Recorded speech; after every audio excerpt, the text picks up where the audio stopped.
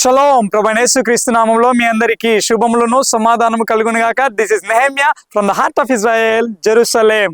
ఇప్పుడు నేను ఒలీవ కొండ మీద ఉన్నాను. నా వెనకాల మీకు గమనించినట్లయితే అద్భుతమైన వ్యూ కనబడుతూ ఉన్నది. చూడండి, ఆ యొక్క యెరూషలేము నగరము చూడండి ఎంత అద్భుతంగా ఉన్నదో. నేను ఇంతకు ముందు వీడియోలో అక్కడ కనబడుతూ ఉన్న గోడ ఉంది కదా, ఆ యొక్క ప్రాకారం ఉన్నది కదా, ఆ తూర్పు ద్వారం నుండి మీతో మాట్లాడడం జరిగింది. ఇప్పుడు మీకు వెనకాల ఆ డోమ్ ఆఫ్ ద రాక్ కూడా చాలా స్పష్టంగా కనబడుతూ ఉన్నది కదా. యాక్చువల్గా నేను ఈ యొక్క ఒలీవ కొండ దగ్గరికి రావడం గల కారణం ఏమిటి అని అంటే, చాలా మంది ఒలీవ కొండ స్ప్లిట్ అయిపోతా ఉంది, ఒలీవ కొండ మధ్యలో ఒక చీలిక ఏర్పడింది, అది చాలా పెద్ద ఎత్తున చీలిక ఏర్పడింది అన్నట్టుగా మాట్లాడుతూ ఉన్నారు. ఇటువంటి వీడియోలు పుట్టగొడుగుల్లా పుట్టుకొస్తూ ఉన్నాయి. చాలా మంది నాకు ఫోన్ చేసి ఈ అంశం గురించి అడుగుతూ ఉన్నారు. అయితే వారికి అందరికీ నేను సమాధానం చెప్పలేను కాబట్టి ఇదిగో ఈ రకంగా వీడియో చేయడానికి రావడం జరిగింది. ఓకే, నిజముగానే ఈ యొక్క ఒలీవ కొండలో చీలికలు వస్తూ ఉన్నాయా? బయట అనేకులు చెబుతూ ఉన్నట్టుగా ఈ యొక్క ఒలీవ కొండ మీద ఉన్న ఆ యొక్క నేల రెండుగా చీలిపోతూ ఉన్నదా?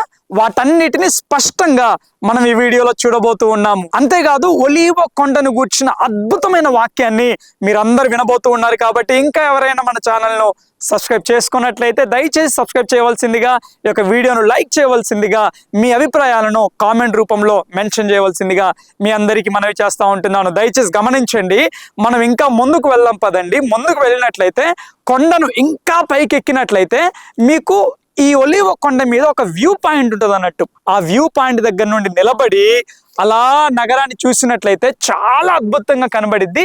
నేను మీకు ఆ వ్యూ పాయింట్ కూడా ఈ వీడియోలో చూపించబోతూ ఉన్నాను. చలో ముందుకు వెళ్దాం పదండి.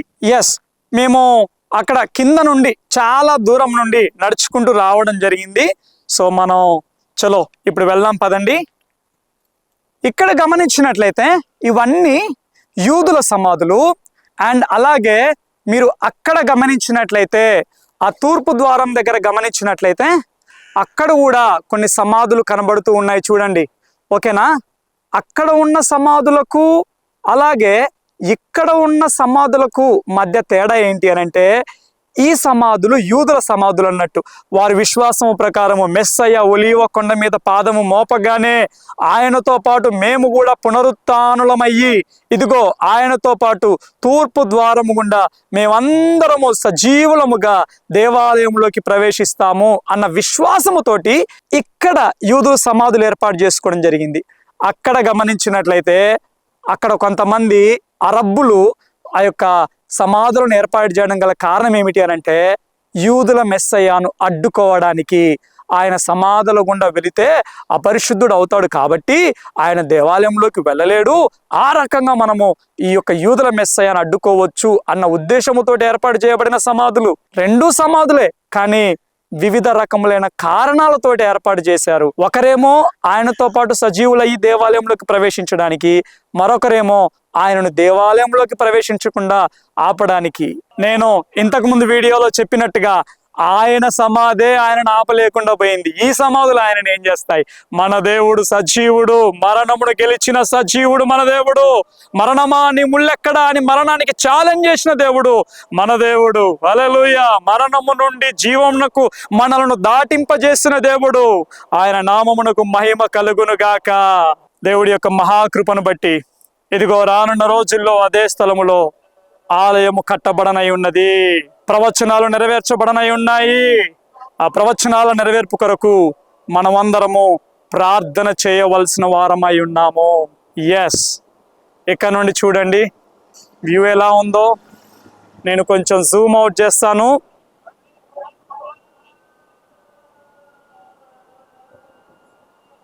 ఎస్, ఇక్కడ నుండి చూడండి వ్యూ చాలా బాగుంది కదా. సో అక్కడ డోమ్ ఆఫ్ ద రాక్ ఉంది, ఆ నగరం యొక్క ప్రాకారం ఉన్నది, మధ్యలో గ్రీన్గా ఉంది చూడండి, అది కిద్రోను లోయ. ఓకేనా? ఆ కిద్రోను లోయ ఇక్కడ నుండి స్టార్ట్ అయ్యి డెడ్ సీలో ఎండ్ అవుతుంది. కిద్రోను లోయ మధ్యలో బెన్ హినోము లోయకు కనెక్ట్ అవుతుంది అన్నట్టు. అదంతా నేను లోయలోకి దిగి ఎక్స్ప్లెయిన్ చేస్తాను. ఓకేనా? చలో ఇప్పుడైతే మనం ముందుకు వెళ్దాం పదండి. అండ్ ఇక్కడ నేను మీకు ఒకటి చూపించబోతూ ఉన్నాను. అదేంటి అని అంటే, ఇంతకు ముందు ఆల్రెడీ మీకు చూపించాను. ఎస్, ఇక్కడ గమనించినట్లయితే మనం ఇదేంటి అని అంటే యేసు క్రీస్తు ప్రభుల వారు కన్నీరు కార్చాడు చూడండి. యెరూషలేము వైపు చూసి కన్నీరు కారుస్తాడు కదా, డోమినోస్ ఫెల్విట్ అని అంటారు అన్నట్టు. ఓకే, యాక్చువల్గా ఇందులో నుండే నేను లోపలికి వెళ్ళి ఈ యొక్క ఎర్రని పెయ్యను, పాత నిబంధనలో ఎర్రని పెయ్యను వధించిన స్థలాన్ని మీకు చూపించడం జరిగింది. ఆ స్థలం ఇదే. సో ఇక్కడ నుండే యేసు క్రీస్తు ప్రభుల వారు గాడిద మీద కిందికి దిగుతూ ఉన్నప్పుడు ఇదిగో ఈ హైట్ నుండి యెరూషలేము వైపు చూస్తూ, దేవాలయం వైపు చూస్తూ అయ్యో యెరూషలేమా అని యెరూషలేము కొరకు కన్నీరు కార్చినట్టుగా మనం వాక్యంలో చూస్తాము. ఓకేనా, చలో ఇప్పుడు మనం ఇంకా పైకి ఎక్కి వెళ్దాం పదండి. నాకు చాలా చాలా ఇష్టమైన స్థలం అన్నట్టు. ఒకటి ఒలీవ కొండ, అటు తర్వాత ఆ యొక్క తూర్పు ద్వారం దగ్గర ఉన్న స్థలము. ఒలీవ కొండ మీద వ్యూ పాయింట్ ఇష్టము, ఒలీవ కొండ కింద గెత్సెమనే తోట ఇష్టము, తూర్పు ద్వారం ఇష్టము. నాకు చాలా ప్రశాంతంగా అనిపిస్తుంది అన్నట్టు. Yeah, thank you lord. దేవానికి స్తోత్రాలు ప్రభువా. మరి ఇంకా ఎవరైనా కానీ మన ఛానల్ను సబ్స్క్రైబ్ చేసుకున్నట్లయితే దయచేసి సబ్స్క్రైబ్ చేయవలసిందిగా, లైక్ చేయవలసిందిగా మీ అందరికీ మనవి చేస్తూ ఉన్నాను. చలో ఇక్కడ నేను మీకు ఒకటి చూపిస్తాను చూడండి. యూదుల సమాధుల ద్వారము ఓపెన్ చేశారు. ఎస్, లిటరల్గా ఇప్పుడు యేసు క్రీస్తు ప్రభుల వారు ఏ స్థలంలో అయితే, ఏ కొండ మీద అయితే ఆయన రెండవ రాకడలో పాదము మోపనై ఉన్నాడో ఆ కొండ మీద మనం ఉన్నాము. ఇక్కడ చూసినట్లయితే గమనించండి, ఇక్కడ వేల సమాధులు ఉన్నాయి, వేల సమాధులు. ఇవన్నీ యూదుల సమాధులు అన్నట్టు. నిజంగా యూదుల విశ్వాసాన్ని మనం ఎంతైనా మెచ్చుకోవాలి.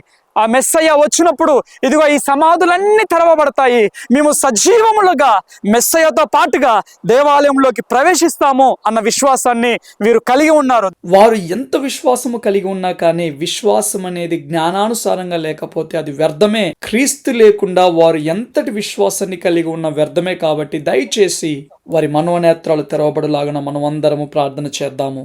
మనం ఇంకా ముందుకు వెళ్ళినట్లయితే టూమ్స్ ఆఫ్ ద ప్రాఫిట్స్ అని ఉంటాయి అన్నట్టు, ప్రవక్తల యొక్క సమాధులు ఉంటాయి. ఇది యాక్చువల్గా సమయం కాదు, ఆల్రెడీ క్లోజ్ అయిపోయింది అది. నేను తప్పకుండా పాత నిబంధన యొక్క ప్రవక్తలు వారి శిష్యుల యొక్క సమాధులు కూడా ఉన్నాయి ఇదే ఒలీవ కొండ మీద. ఒకరోజు తప్పకుండా చూపిస్తాను. కిద్రోను లోయ అని చెప్పాను కదా, కిద్రోను లోయలో అయితే అబ్షలోము పిల్లర్ ఉన్నది, జకర్యా గారి యొక్క సమాధి ఉన్నది. వాటన్నిటిని స్పష్టంగా నేను మీకు చూపిస్తాను. అంతేకాదు, నేను మీకు చెప్పవలసిన మరొక ముఖ్యమైన పాయింట్ ఏంటి అని అంటే, యేసుక్రీస్తు ప్రభుల వారు బేతనియా నుండి అలా ఒలీవ కొండ ఎక్కి ఒలీవ కొండ మీద నుండి ఆ యొక్క ట్రయంఫల్ ఎంట్రీలో మట్టల ఆదివారం రోజు అలా వస్తూ ఉన్నప్పుడు చాలా మంది అంటూ ఉంటుంటారు, దేవా ఇదిగో ఈ పిల్లలు అరుస్తూ ఉంటున్నారు, వీళ్ళు అరుస్తూ ఉంటున్నారు, వీళ్ళని సైలెంట్ చేయు, వీళ్ళని కొంచెం సేపు ఆపు అని అంటూ ఉంటుంటే యేసుక్రీస్తు ప్రభుల వారు ఏమంటారంటే, అరే బాబు ఇదిగో వీళ్ళు గనక నోరు మూసినట్లయితే, వీళ్ళు సైలెంట్ అయినట్లయితే చూడండి ఈ రాళ్ళు నన్ను స్తుతిస్తాయి అని అంటాడు కదా యేసుక్రీస్తు ప్రభుల వారు. ఈ యొక్క ఒలీవ కొండ మీద నుండి దిగుతూ ఉన్నప్పుడు ఆయన మామూలు రాళ్ళ గురించి కాదు చెప్పింది, ఆయన వేటి గురించి చెప్పాడు అని అంటే, ఇలా రండి, ఇదిగో ఇలా చూడండి, ఇక్కడ గమనించినట్లయితే ఈ సమాధులు చూడండి. ఈ సమాధులు యేసుక్రీస్తు ప్రభుల వారి కాలంలో ఉన్న సమాధులు కూడా. ఇందులో చాలా వరకు యేసుక్రీస్తు ప్రభుల వారి కాలం నాటి సమాధులు కూడా ఉన్నాయి. ఓకేనా, ఇదే ఒలీవ కొండ మీద ఇదే విధముగా ఉన్నాయి ఆ కాలంలో కూడా. యూదుల సమాధులు అనేటివి ఈ స్థలంలోనే కాదు కానీ ఈ యొక్క కొండ మీద ఈ చివరన మొదలుకొని ఆ చివరి వరకు కూడా ఈ రకంగా సమాధులు కొన్ని వేల సమాధులు స్ట్రెచ్ అయి ఉన్నాయి. అంతేకాదు కొండ కింద కూడా కిద్రోను లోయలో కూడా కొన్ని వందల వేల సమాధులు ఈ చివరి నుండి ఆ చివరి వరకు స్ట్రెచ్ అయి ఉన్నాయి. అందులో యేసుక్రీస్తు ప్రభుల వారి కాలం నాటి సమాధులు కూడా వేలకు వేలున్నాయి. అంటే యేసుక్రీస్తు ప్రభుల వారి యొక్క మాట ఉద్దేశం ఏమిటి అని అంటే, అసలైన మీనింగ్ ఏంటి అని అంటే, అరే బాబు సజీవులముగా ఉన్న వీరి నోళ్ళని మీరు మూయిస్తూ ఉన్నారు, వీరు గనక నోరు మూసినట్లయితే చూడండి ఈ రాళ్ళు నన్ను స్తుతిస్తాయి అనంటే ఏ రాళ్ళని పాయింట్అవుట్ చేస్తూ ఉన్నాడు యేసుక్రీస్తు ప్రభుల వారు? ఇదిగో ఈ సమాధులను, ఈ సమాధి రాళ్ళను పాయింట్అవుట్ చేస్తూ ఉన్నాడు. ఇదిగో ఈ రాళ్ళను పాయింట్అవుట్ చేస్తూ ఉన్నాడు. ఇది యూదుల ఆచారం అన్నట్టు సమాధుల మీద ఈ రకంగా రాళ్ళను నిలపడము. ఎందుకు నిలుపుతారనేది నేను మళ్ళీ ఎక్స్ప్లెయిన్ చేస్తాను. సో యేసుక్రీస్తు ప్రభుల వారు ఏమంటూ ఉన్నారు అని అంటే, సజీవులైన మీరు సైలెంట్ గా ఉన్నట్లయితే ఇదిగో ఈ రాళ్ళు నన్ను స్తుతిస్తాయి అని అంటే మృతులైన వారు లేపబడతారు, వారు నన్ను స్తుతిస్తారు అని యేసుక్రీస్తు ప్రభుల వారు తెలియజేస్తూ ఉన్నాడు. హల్లెలూయా. ఇదిగో మనం సజీవ లెక్కలో ఉన్నాము అని అంటే కారణం ఏంటో తెలుసా? ఆయనను స్తుతించడానికి. ఆయనను స్తుతించాలి అని అంటే బిడ్డలారా, మనకు కారణం అవసరం లేదు, మనకు అద్భుతం అవసరం లేదు, మనకేదో సూపర్ న్యాచురల్ రీజన్ అవసరం లేదు. ఆయనను స్తుతించడానికి ఒకే ఒక కారణం ఏమిటి అని అంటే నేను సజీవ లెక్కలో ఉన్నాను. ఎస్ దేవా, ఈ రోజు ఉదయాన్నే నేను కళ్ళు తెరవగలిగాను, నేను సజీవ లెక్కలో ఉన్నాను, అందును బట్టి నీకు మహిమ కలుగును గాక. ఆమేన్. నువ్వు సజీవ లెక్కలో ఉండి హాస్పిటల్ బెడ్ మీద ఉన్నా గానీ దేవుణ్ణి స్తుతించాలి. నువ్వు సజీవ లెక్కలో ఉండి అప్పుల్లో ఉన్నా గానీ దేవుణ్ణి స్తుతించాలి. ఇదిగో నువ్వు ఏ కష్టాలలో ఉన్నా గానీ సజీవునిగా ఉన్నట్లయితే, దేవుణ్ణి స్తుతించినట్లయితే ఆ స్తుతి ఎంతో అద్భుతమైనది, ఎంతో శక్తివంతమైనది. ఇదిగో అగ్నిగుండంలో ఉన్నా గానీ దేవుని స్తుతించాలి. 4వ వ్యక్తిగా దేవుడు మన మధ్యలో ఉండి తప్పక అద్భుతాన్ని చేస్తాడు. హల్లెలూయా. మీరు ఇక్కడ గమనించినట్లయితే ఈ యొక్క సమాధుల మీద రాళ్ళు ఉన్నాయి చూడండి. యూదులు సమాధుల మీద ఈ రకంగా రాళ్ళు ఎందుకు పెడతారు అని ఆలోచించినట్లయితే ఇక్కడ చూడండి, అన్ని సమాధుల మీద ఈ రకంగా రాళ్ళు ఉన్నాయి. చాలా వరకు మన కల్చర్లో అయితే సమాధుల మీద ఏం పెడతాం మనం? ఫ్లవర్స్ పెడతాం, లేదంటే ఇంకేం పెడతాం మనము? క్యాండిల్స్ పెడతాం. కానీ వీళ్ళెందుకు ఈ రకంగా రాళ్ళు పెట్టినారు అని అంటే దీని వెనకాల ఒక అద్భుతమైన కారణం ఉన్నది. ఏంటి అని అంటే ఎస్, రీసెంట్ గా ఎవరో ఒకరు ఈ యొక్క సమాధిని దర్శించారు అని చెప్పడానికి వచ్చిన ప్రతి ఒక్కరు ఈ రకంగా రాయి పెడతారు. అంటే ఏంటి అని అంటే అయ్యా, మేము నిన్ను మర్చిపోలేదు, మేము నిన్ను జ్ఞాపకం చేసుకుంటూ ఉన్నాము అన్న ఉద్దేశముతోటి వాళ్ళు ఈ రకంగా రాయి పెడతారు. సరే నెహెమ్యా, రాయి ఎందుకు పెట్టడము? వచ్చిన వాళ్ళు ఏదో పువ్వో క్యాండిలో పెడితే అది ఎంత చక్కగా ఉంటది అని మీరు అనుకోవచ్చు. మరి రాయే ఎందుకు పెడతారు అని అంటే ఇదిగో చూడండి, పూలు అనేటివి ఇదిగో బాహ్య సౌందర్యాన్ని సూచిస్తూ ఉన్నాయి. ఆ బాహ్య సౌందర్యము ఏదో ఒక రోజు వాడిపోతుంది, ఆ బాహ్య సౌందర్యము ఏదో ఒక రోజు నలిగిపోతా ఉంటుంది. ఇదిగో మనము సమాధుల్లోకి వెళ్ళినా కానీ మనము పొందుకోగలిగింది, మనము తీసుకొని వెళ్ళగలిగింది ఒకే ఒకటి, నీ యొక్క ఆత్మీయమైన భక్తి మాత్రమే. ఆత్మీయమైన భక్తి మాత్రమే పువ్వు వలె వాడిపోకుండా, పువ్వు వలె ఎండిపోకుండా రాయి వలె స్థిరంగా ఉంటుంది. ఆ సత్యాన్ని చెప్పడానికి వీళ్ళు ఈ రకంగా రాళ్ళు పెడతారు. ఎంత నిజము కదా, అది ఎంత వాక్యానుసారమైన సత్యం. అది నిజమే. ఇదిగో మన బాహ్య సౌందర్యము, మన ఐశ్వర్యము, మన సంపద ఇవన్నీ వాడిపోతాయి, ఇవన్నీ విడిచిపెట్టాలి. ఇదిగో సమాధిలోకి సైతము తీసుకొని వెళ్ళగలిగింది ఒకే ఒకటి ఏంటి అని అంటే మన ఆత్మీయత. మనం ఎంత సత్యాన్ని మన హృదయంలో నింపుకున్నాము, ఎంత సత్యాన్ని మనం ఇతరులకు ప్రకటించాము, క్రీస్తులో మనం ఎంతగా ఎదిగామో అది మాత్రమే మనలను రాయి వలె స్థిరంగా ఉంచుతుంది. హల్లెలూయా. అందుకే పరలోకానికి వెళ్ళినా గానీ ఆయనంట రాతి మీద నూతన పేరును, నూతన నామమును చెక్కి మనకిస్తాడంట. హల్లెలూయా. అటువంటి భక్తిని మనం అందరము కలిగి ఉందుము గాక. ఆమేన్. ఓకే, మనం ఇంకా ముందుకు వెళ్దాం పదండి. నేను మీకు ఆ వ్యూ చూపిస్తాను. అండ్ చాలా మంది అంటున్నారు కదా, ఒలీవ కొండ మీద చీలిక ఏర్పడిపోయింది, అది చీలిపోతా ఉన్నది, ఒక అగాధం ఏర్పడింది అన్నట్టుగా చాలా ఘోరంగా ఫోటోలు పెట్టి వీడియోలు చేస్తూ ఉంటున్నారు. అందులో ఎంత నిజం ఉన్నది అనేది కూడా మనం చూద్దాం పదండి. చలో. ఇదిగో చూడండి, ఇక్కడ గమనించినట్లయితే ఇదంతా సమాధుల స్థలము. మనం మిగతా ప్లేస్కి వెళ్ళాం అనుకోండి, మొత్తం రోడ్స్ ఉంటాయి, అన్ని కన్స్ట్రక్షన్ ఉంటుంది. ఇక్కడ గమనించినట్లయితే ఓపెన్ గ్రౌండ్ ఉంది. ఇక్కడ మీరు గమనించినట్లయితే ఎక్కడైనా కానీ మీకు పెద్ద చీలిక వచ్చినట్టుగా, అగాధం ఏర్పడినట్టుగా మీకు ఎక్కడైనా కనబడుతూ ఉన్నదా? ఎక్కడ లేదు. సో మీరు వీడియోలో చూసేటివన్నీ ఒలీవ కొండ చీలిపోయింది, ఈ రకంగా పెద్ద ఒక అగాధంలాగా ఏర్పడింది అనేది అవన్నీ అవాస్తవాలు. వాటిలో ఏ మాత్రము నిజము లేదు. వావ్, ఇక్కడ నుండి చూడండి సిటీ ఎంత అద్భుతంగా ఉందో. వావ్, ఎక్సలెంట్ ఉంది కదా. చలో ఇంకా మనం పైకి వెళ్దాం పదండి.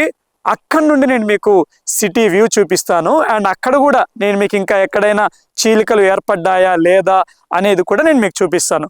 ఓకేనా?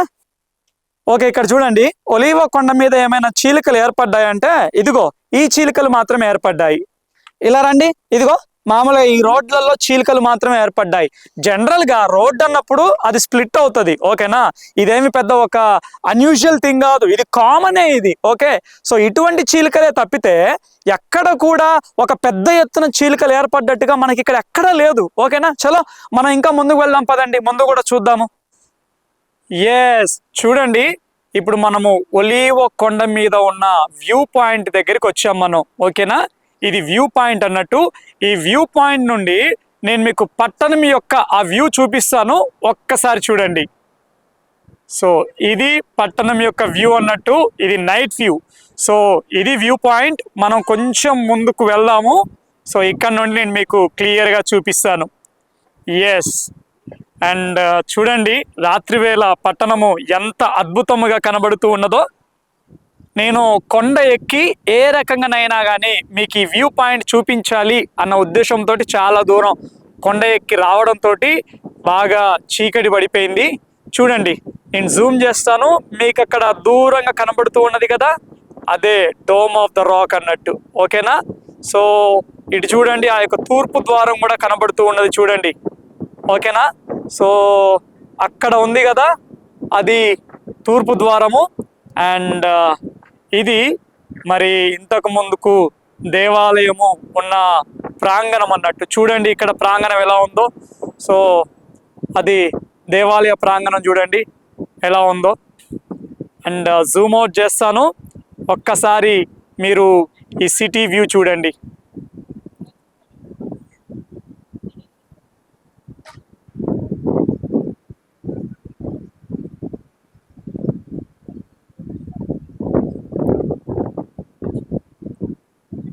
ఈ వ్యూ చూడడానికి చాలా మంది కొండ పైకెక్కి వస్తూ ఉంటుంటారు అన్నట్టు, చాలా మంది టూరిస్టులు.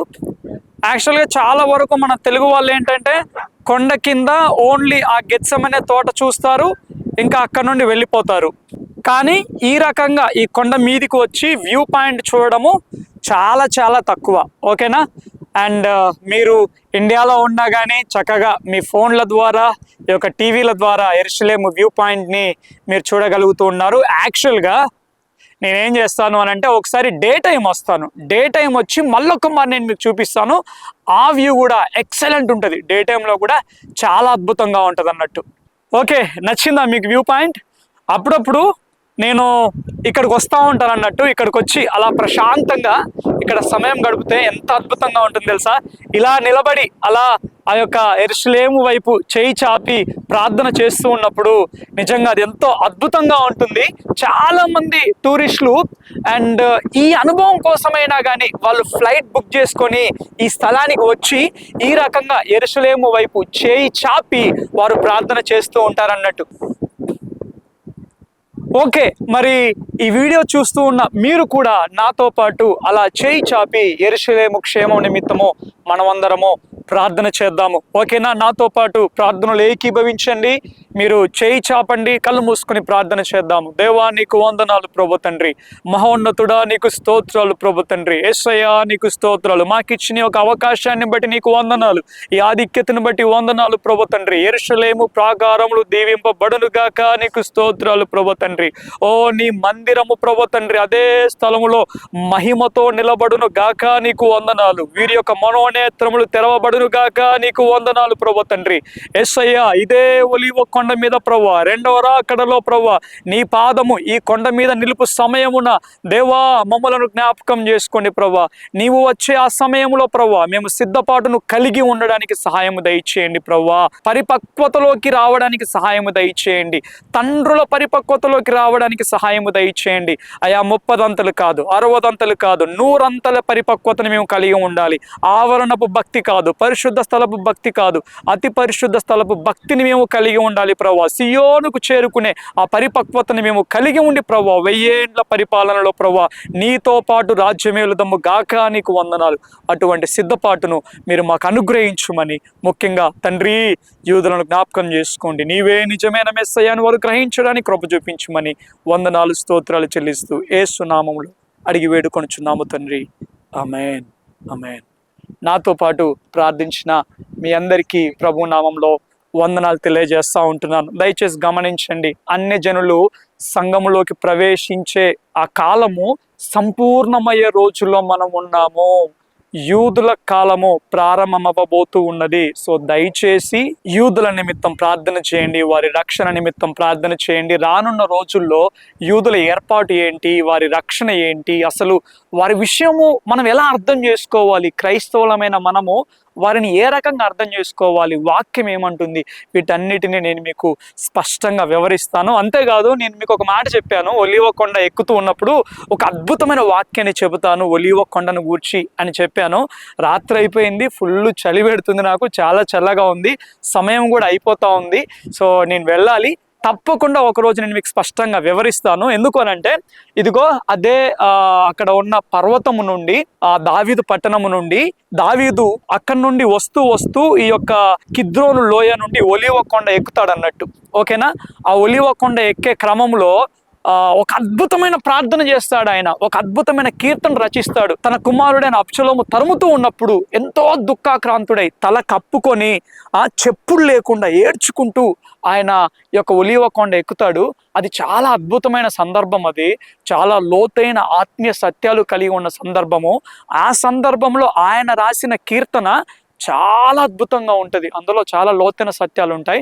అవి నేను తప్పకుండా మరొక వీడియోలో నేను ఎక్స్ప్లెయిన్ చేస్తాను. ఓకేనా? చూశారు కదా, ఇక్కడ ఎక్కడ కూడా ఒలీవ కొండ ఈ రకంగా స్ప్లిట్ అయినట్టుగా, చీలిక ఏర్పడినట్టుగా ఇక్కడ ఎక్కడ లేదు అసలు. ఒకవేళ ఆ రకంగా ఏర్పడితే తెలిసిపోతుంది, క్లియర్గా తెలిసిపోతుంది మాకు, అది పెద్ద సెన్సేషనల్ న్యూస్ అయిపోతుంది. అయ్య బాబోయ్, ఒలీవ కొండ మీద పెద్ద అగాధం ఏర్పడిందంట, ఇలా అయిపోయిందంట, అలా అయిపోయిందంట అనేసి. అసలు అటువంటిది ఇక్కడ లేనే లేదు.